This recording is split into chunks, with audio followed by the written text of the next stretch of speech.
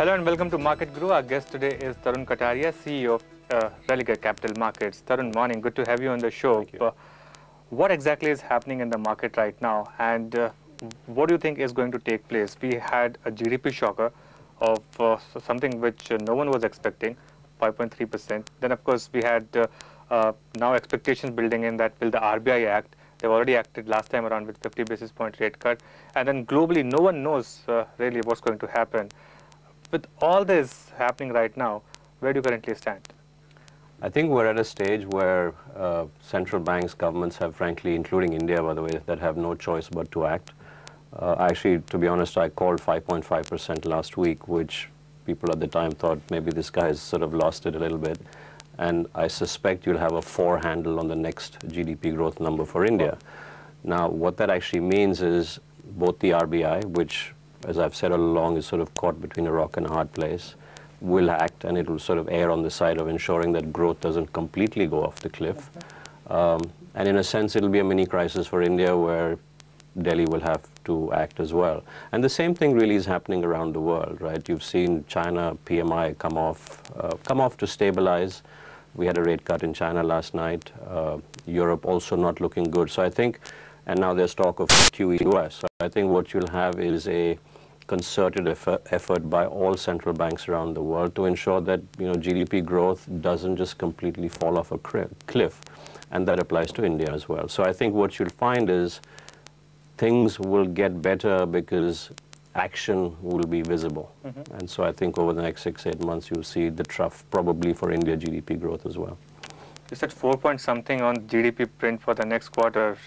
This GDP itself was a decade low.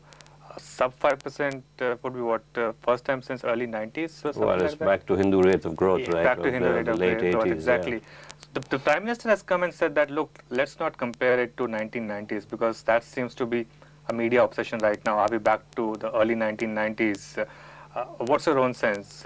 Are the comparisons fair, and are we in some sense back to the 1990s kind of days? See, in a macro sense, we will possibly get back to the 1990s in the sense that there'll be a balance of payments crisis. Our ability to fill the gap, which could be as much as 30 or 40 or $50 billion in FX flows, we may not be able to do it without something radically different.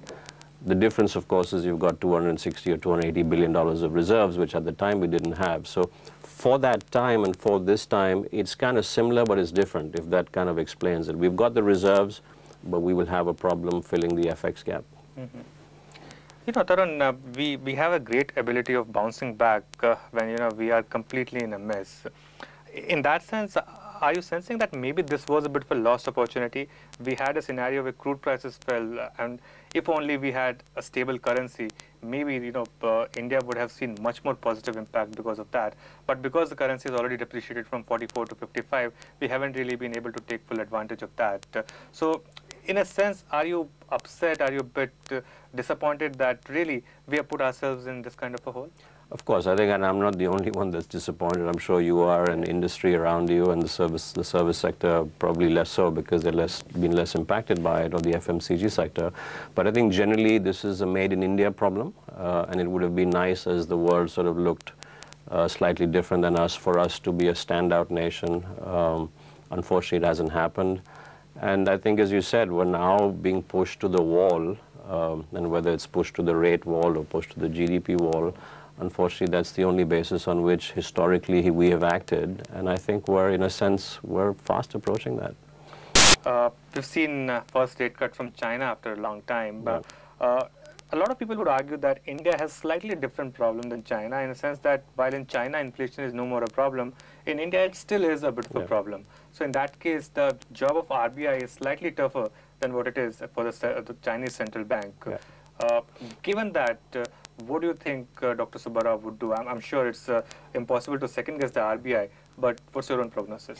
See, my own sense is that they will cut, and they'll probably cut 50 basis points. So if you read between sort of the tea leaves of what Mr. Gokan also said, I believe it was last week, they will now sort of err or have a bias towards ensuring that growth comes back, because I think Generally, we're happy with slightly higher inflation. Core number sort of looks like it's sort of coming into line, or certainly within the range of where the RBI would be comfortable. So I would say they would sort of be biased towards ensuring growth doesn't slip dramatically.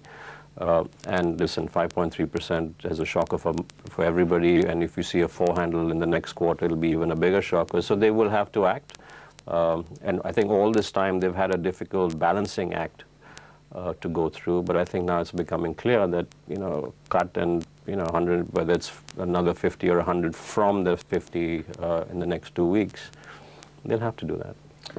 The other point which is interesting, and since we talk about market, is that while we had this GDP number, and the slowdown is not yet visible on corporate earnings, or at least not to the extent to which they were factored in. Even the Q4 earnings that we had good sales growth, we had good profit growth as well, though there was a bit of another income component. But are you getting a sense that corporate earnings have sort of become a bit immune to this GDP growth, or at some point the lag effect would come in and maybe will have an impact on corporate earnings? I think the lag effect will come in, but I would like to think before the lag effect comes in, the fact that input prices are now going down, the fact that I think the rupee probably comes back a little bit from here, so 60, there's a less chance of a 60 than a 54, you know what I mean? So I think before that happens, you can have some pressure off of earnings coming off because oils come off and input prices go down. Talking about that rupee angle, so are you getting a fair bit of sense now that we have seen the worst of the rupee collapse? And I mean, of course, you never know what may happen in Europe and what fresh problems could emanate out of that. But purely looking at the domestic angle, and given the fact that RBI has sort of given an indication that they want to defend 57, 58 sort of zone, are you getting a sense that we have hit a bit of a bottom for the rupee and maybe now it could go up? I look at it slightly differently. The RBI cannot, if the economic environment is so poor, the RBI can't defend anything, and no central bank can defend anything, and it's not the right thing to do because our reserves at 250 is not a large number. So I think the thing to do is to ensure that the macroeconomic environment doesn't deteriorate such that FIs decide we've got to sell and we've got to exit. Now, thankfully, that hasn't happened in droves. There's been some of that, but there just hasn't been this massive exit to the door. The caveat that I worry about is if India goes into double B land, then a lot of holders of our government bonds may be forced to sell. That might become a problem. So I think save the fact that FIs and bondholders exit very quickly, very dramatically, I think the pressure is off the rupee.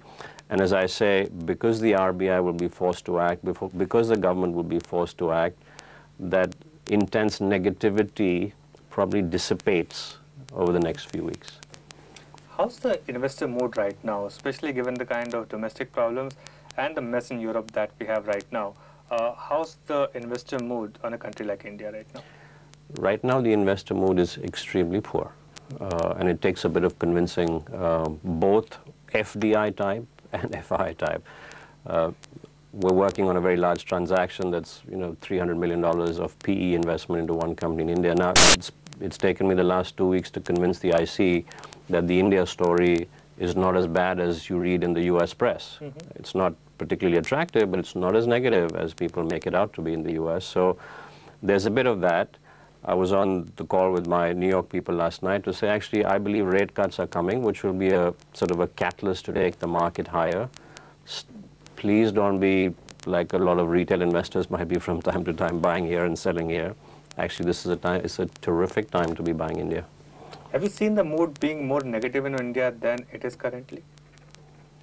I think because, India tends to be a lot more in the press, so there's a lot more talk about sort of India being negative. But I think if you chart India, Russia, Brazil, China, looks pretty much the same. So I don't think India necessarily is outperformed on the downside relative to other equity markets. Yes, the currency hasn't been particularly attractive, but nor has the Indonesian rupee. It's just because 2 or 3 years back, because we were the apple of the eye, so that's why maybe that could be. Yeah, I mean, investors have mood shifts, right? Which is, we all do actually. Indeed, we do. What's the best investment position right now? I mean, a best portfolio sort of advice. I know you don't want to talk too much into individual companies, so I won't go into that. But purely from a broad portfolio point of view, what should one do? Should one load the portfolio with high beta stocks? Should one be defensive, because defensive has outperformed for the last 2 years? And if this mud continues, then there is a chance that even though the stocks are expensive, that may continue. Or should one look at maybe banking, IT? What really is a good portfolio stance right now? See, now there's portfolio theory, and then there's what should we do now, right? So both need to be well balanced, right? Now, well balanced includes debt. So there's a bit of debt, there's some portion of debt, there's some portion of equity, maybe gold and commodities.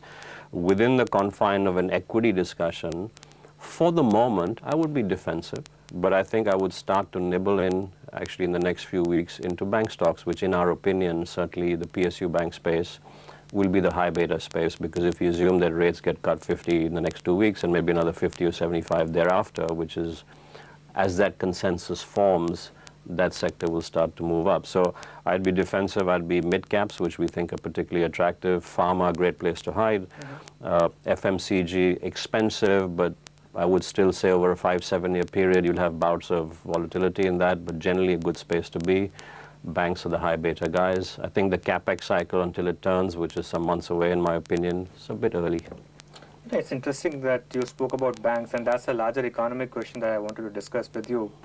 Are you sensing that the worst of the asset quality has been factored in by the market? Because that really is the worry with PSU banks. Valuations are clearly at rock bottom. But in terms of asset quality, is there something that could come out of nowhere again, or do you think this is it? You've really seen a peaking of NPAs.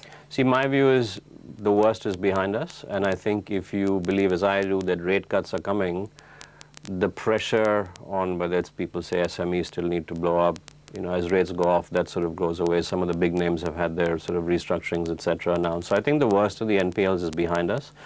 And as you see rates coming off, I think that pressure dissipates even more. So, which is why we've been saying for the last, certainly last 3 or 4 weeks, PSU banks that have underperformed will likely outperform. That doesn't mean some of the other banks that are still quite expensive will continue to do well. And the names that we talk about, HDFC being a good example, those will do well. But in the short term, these guys who got beaten down will do very well.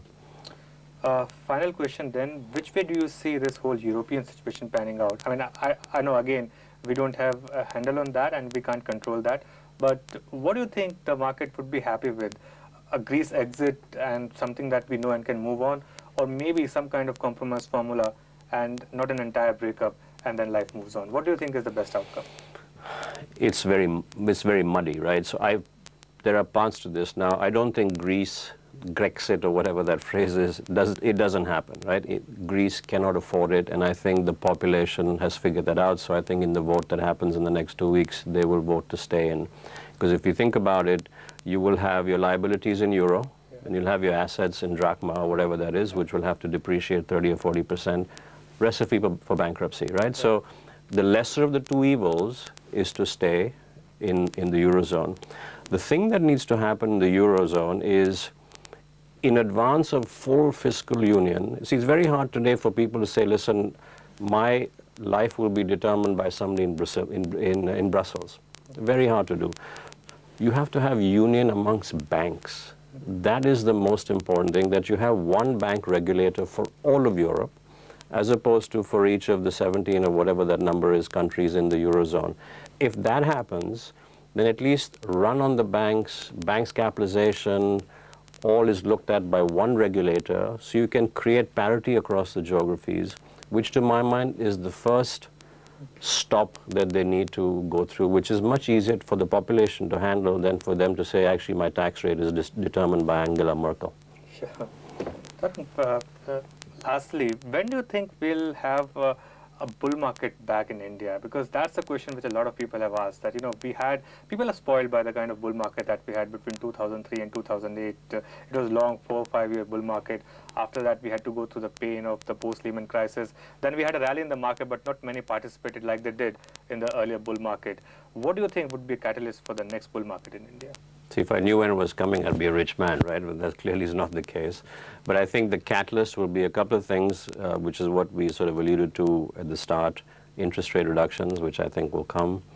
And when you see a 4.5 or a 4.6 GDP, the government will be forced to act. So now FDI and retail and all that stuff's at the margin, it's great. But if you do GST, you have a realignment of political parties in Delhi. I think that allows the reform agenda to move forward. Those are the two things that will be major catalysts. So if those come in the next 3, 4, 5, 6 months, this thing could move high. Now, can you see 2002 to 2006 again? Tough for me to predict, but I think those two things become a catalyst for a nice move up. All right, Tarun, thanks a lot for joining us. Appreciate your time. Well, that's the call coming in from Tarun Kataria. He believes that really the next quarter GDP, which could be sub 5, could be a big catalyst, could be a big wake-up call to the government, and that may be a catalyst, one of the catalysts for the next bull market. That's Market Guru for today. Thanks a lot for watching.